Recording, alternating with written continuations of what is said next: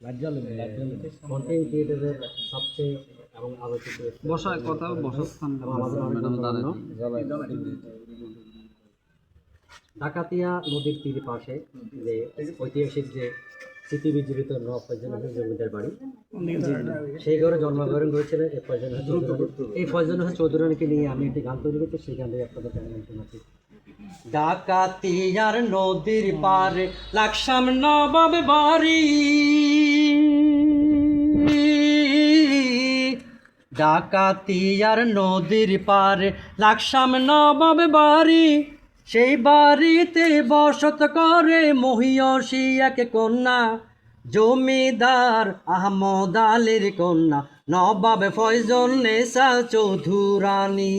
আর ডাকাতিয়ার নদীর পারে লাকসাম নবাব বাড়ি, সেই বাড়িতে জন্মেছিল মহিয়সী এক নারী, জমিদার আহমদ আলীর কন্যা নবাব ফয়জল নেসা চৌধুরানী।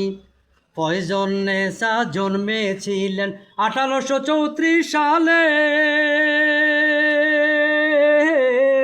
ফয়জল নেসা জন্মেছিলেন সবাই 1834 সালে কুমিল্লা জেলার অন্তর্গত লাকসাম পশ্চিম গাঁওয়ে।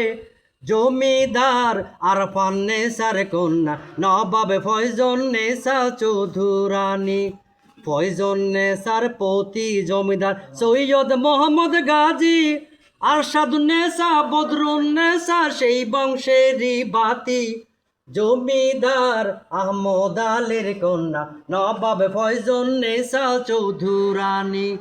ডাকাতিয়ার নদীর পারে লাকসাম নবাব বাড়ি, সেই বাড়িতে জন্মেছিলেন মহিয়সী এক কন্যা, জমিদার আহমদ আলীর কন্যা নবাব ফয়জল নেসা চৌধুরানী।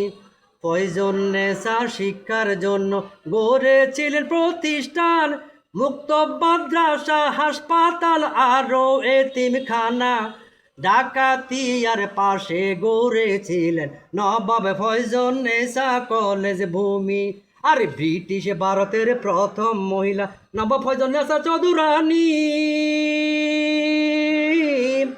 ব্রিটিশ ভারতের প্রথম মহিলা নবাব ফয়জল নেসা রানী।